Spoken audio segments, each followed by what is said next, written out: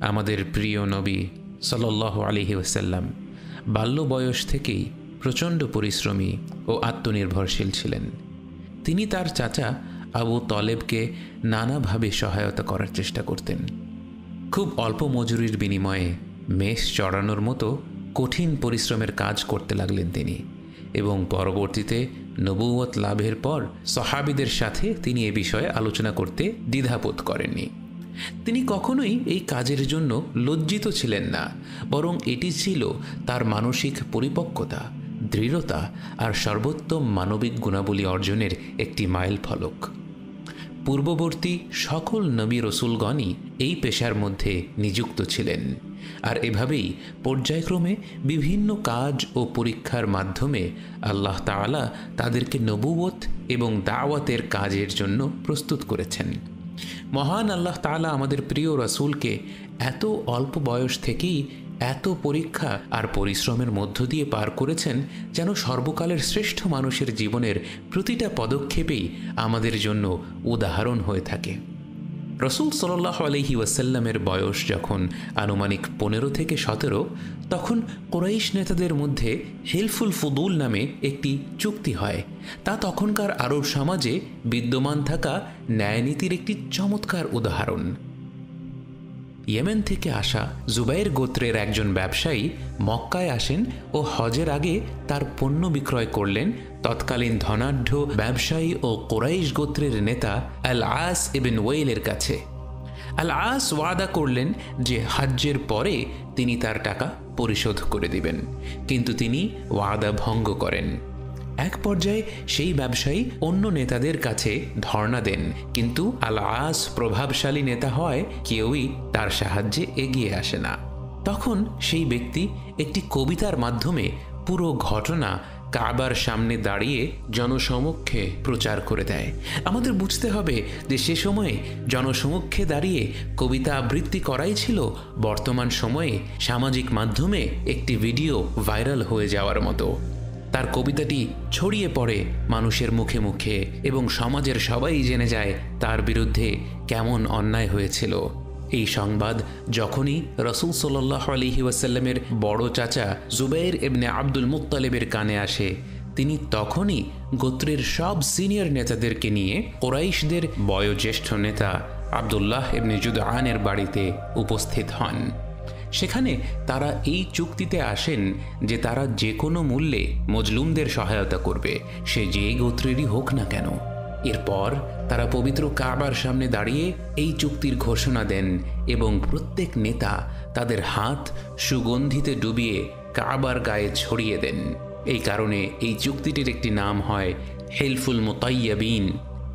স্কলারদের মতে এই চুক্তিকে হিলফুল ফুদুল বলা হয়, কারণ আল আস যখন এই ব্যাপারে শোনেন তখন তিনি রাগান্বিত হয়ে বলেন যে এটি ফুদুল, মানে এটি কুরাইশদের নাক গলানোর বিষয় না।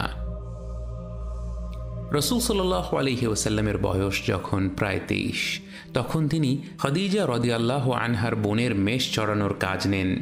খাদিজা তার বড় বোনের কাছ থেকে মুহাম্মদ সাল্লাল্লাহু আলাইহি ওয়াসাল্লামের বিবিধ গুণাবলী সম্পর্কে অবগত হন এবং তাকে তার ব্যবসায় নিয়োগ দেওয়ার ব্যাপারে আগ্রহী হন। খাদিজা রাদিয়াল্লাহু আনহা সে সময়কার সবচেয়ে সম্ভ্রান্ত ও সম্পদশালী মহিলা ছিলেন। তার স্বামীর মৃত্যুর পর তিনি এই সম্পদের মালিক হন এবং ব্যবসার দায়িত্ব গ্রহণ করেন। যুবক মুহাম্মদ সাল্লাল্লাহু আলাইহি ওয়াসাল্লামের ব্যাপারে তিনি এতটাই গুণমুগ্ধ ছিলেন যে তিনি সিদ্ধান্ত নিলেন মুহাম্মদ সাল্লাল্লাহু আলাইহি ওয়াসাল্লামকে ব্যবসায়ের কাফেলা নিয়ে পাঠাবেন। সে সময় কাফেলা পাঠানো মানেই ছিল ব্যবসায় কিছুটা সিস্টেম লস হবে, অর্থাৎ যখন কাউকে দূর দেশে এতগুলো মাল নিয়ে পাঠানো হয় তার কিন্তু বিভিন্ন পদে পদেই টাকা পয়সা এদিক সেদিক করার সুযোগ থাকে। এরপরেও ব্যবসায়ীদের জন্য দিন শেষে মোটামুটি লাভ থাকতো বলেই তারা নিয়মিত কাফেলা পাঠাতেন।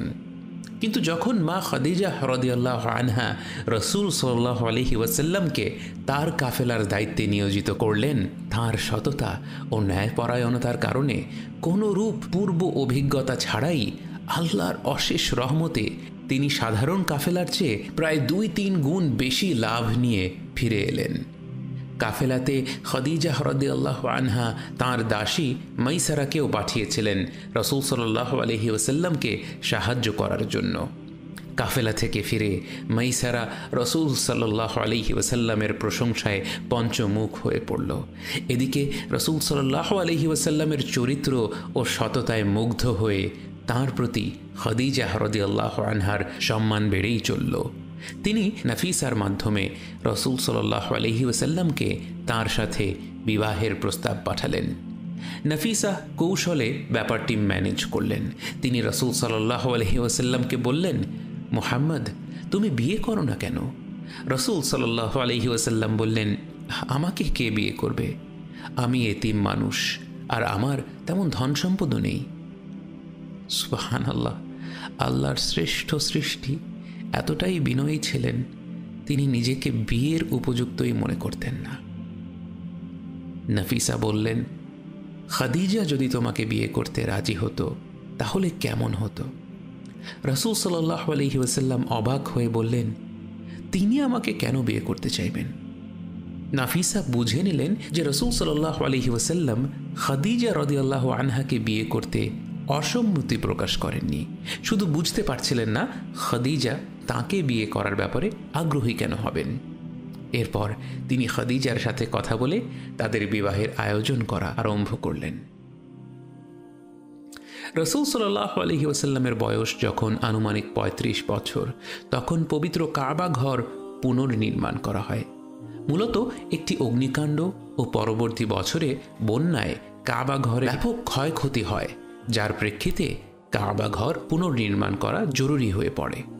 ঠিক সে সময়ে রোমান সিজার ইয়েমেনের একটি শহরে একটি বিশাল আকৃতির গির্জা নির্মাণের উদ্দেশ্যে অনেক দামি মার্বেল পাথর, দামি কাঠ ইত্যাদি আরও অনেক দামি নির্মাণ উপকরণ ও রোমের সবচেয়ে দক্ষ কারিগরকে একটি জাহাজে করে পাঠাচ্ছিল। কিন্তু আল্লাহর নির্দেশে একটি বাতাস জাহাজটিকে এমনভাবে ধ্বংস করে দিল যে জাহাজটি কোনো রকমে জুদ্দা শহরে, যা বর্তমানে জেদ্দা নামে পরিচিত, এসে ভিড়ল। এমত অবস্থায় রোমান সেই জাহাজের নাবিকরা সব মালামাল কোনো রকমে বিক্রি করে দেওয়ার চেষ্টা করল, যাতে করে তারা দেশে ফিরতে পারে। এই খবর যখন কোরাইশ নেতাদের কাছে পৌঁছালো, তারা তাদের সম্পদ জড়ো করে যুদ্ধায় রওনা দিল সেসব উপকরণ কেনার জন্য। আল্লাহ শ্রেষ্ঠ পরিকল্পনাকারী। যেখানে আরবের ধুধু মরুর বুকে নেই কোনো দামি পাথর, নেই কোনো দামি কাঠ, সেখানে অসম্ভব এক উৎস থেকে সব কিছুর ব্যবস্থা হয়ে গেল। শুরু হলো কাবা ঘরের সংস্কার। প্রত্যেক গোত্র এক একটি দিকের সংস্কারের কাজ শুরু করল। ঠিক এই সময়ই সূত্রপাত হয় পবিত্র কালো পাথর সরানো নিয়ে মতবিরোধ। 5 দিন যাবৎ কাজ বন্ধ থাকার পর যখন সব গোত্র যুদ্ধংদেহী, তখন আবু উমাইয়াহ ইবন মুগীরা ছিলেন সেখানকার সবচেয়ে বয়স্ক ও বুদ্ধিমান ব্যক্তি। তিনি বুদ্ধি দিলেন যে পরদিন সকালে যে ব্যক্তি প্রথম কাবায় প্রবেশ করবে তার সিদ্ধান্তই তারা সবাই মেনে নেবে। পরদিন সবাই যখন অধীর আগ্রহে অপেক্ষা করছে, তখন প্রবেশ করলেন সেই মেষপালক আল আমিন খ্যাত সবার প্রিয় মুহাম্মদ সাল্লাল্লাহু আলাইহি ওয়াসাল্লাম। সবাই এতটাই খুশি হলো যে প্রত্যেক গোত্র ভাবল যে তিনি তাদের পক্ষেই রায় দেবেন। এমনটাই ছিল সবার সাথে তার সম্পর্ক। কিন্তু রাসূল সাল্লাল্লাহু আলাইহি ওয়াসাল্লাম এক অপূর্ব সমাধান দিলেন। তিনি একটি চাদরের উপর নিজ হাতে কালো পাথরটিকে রাখলেন এবং সব গোত্রের একজনকে বললেন চাদরের একটি অংশ করে ধরতে। এভাবে সব গোত্র মিলে পাথরটিকে যথাস্থানে সরিয়ে নিল। অবসান হলো সম্ভাব্য রক্তক্ষয়ী গৃহযুদ্ধের। রাসূল সাল্লাল্লাহু আলাইহি ওয়াসাল্লামের বিয়ের পর খাদিজা রাদিয়াল্লাহু আনহা তাকে একজন দাস উপহার দেন, যার নাম ছিল জঈদ। মূলত জঈদ ইবন হারিথা কহতানি বংশের ছিলেন। বাল্য বয়সে তার পিতা ও মাতার গোত্রের বিরোধের জের ধরে তাকে তার মাতার গোত্রের কিছু লোক অপহরণ করে মক্কায় নিয়ে দাস হিসেবে বিক্রি করে দেয়। ভাগ্যক্রমে তিনি খাদিজা রাদিয়াল্লাহু আনহার দাস হিসেবে নিয়োগপ্রাপ্ত হন এবং রাসূল সাল্লাল্লাহু আলাইহি ওয়াসাল্লামের সাথে বিবাহের পর খদিজা রাদিয়াল্লাহু আনহা যায়েদকে তার স্বামীর কাছে উপহার হিসেবে দান করেন। সেই সময় থেকে যায়েদ রাসূল সাল্লাল্লাহু আলাইহি ওয়াসাল্লামের খেদমতে নিয়োজিত ছিলেন। এদিকে যায়েদের পিতা তার সন্তানের খোঁজ খবর করতে গিয়ে একসময় খবর পায় আব্দুল মুত্তালিবের নাতি মুহাম্মদ সাল্লাল্লাহু আলাইহি ওয়াসাল্লামের নিকট তার সন্তান রয়েছে। যায়েদের পিতা আর তার চাচা মুহাম্মদ সাল্লাল্লাহু আলাইহি ওয়াসাল্লামকে অনুরোধ করলেন যদি যায়েদকে তিনি ফিরিয়ে দেন। মুহাম্মদ সাল্লাল্লাহু আলাইহি ওয়াসাল্লাম বললেন, এ ব্যাপারে যায়েদের সিদ্ধান্তই হবে তার সিদ্ধান্ত। যায়েদ তখন 25 বছরের এক যুবক এবং মুহাম্মদ সাল্লাল্লাহু আলাইহি ওয়াসাল্লামের দাস। স্বভাবতই পিতা আর সন্তানের যে বন্ধন এবং দাসত্ব থেকে মুক্তির এই সুযোগ যায়েদের নেয়ার কথা, কিন্তু রাসূল সাল্লাল্লাহু আলাইহি ওয়াসাল্লামের যে আখলাক, যে দরদ দিয়ে তিনি মানুষকে ভালোবাসতেন, তার স্বাদ যে পেয়েছে তার পক্ষে অন্য কাউকেই স্থান দেওয়া সম্ভব না। যায়েদ বললেন যে তিনি কখনোই মুহাম্মদ সাল্লাল্লাহু আলাইহি ওয়াসাল্লামের উপর কাউকে স্থান দিতে পারবেন না এবং তিনি তাকে ছেড়েও যাবেন না। এই কথা শুনে যায়েদের বাবা ও চাচা হতবাক এবং মুহাম্মদ সাল্লাল্লাহু আলাইহি ওয়াসাল্লাম এতটা খুশি হলেন যে তিনি কাবার চত্বরে সবার সামনে ঘোষণা দিলেন যে আজ থেকে যায়েদ মুক্ত আর যায়েদ তাঁরই সন্তান। সেদিন থেকেই সবাই যায়েদকে যায়েদ ইবন মুহাম্মদ বলে জানত। ইসলামের প্রতিটি পদক্ষেপে যায়েদ ইবন হারিসার অবস্থান ছিল অসম্ভব গুরুত্বপূর্ণ।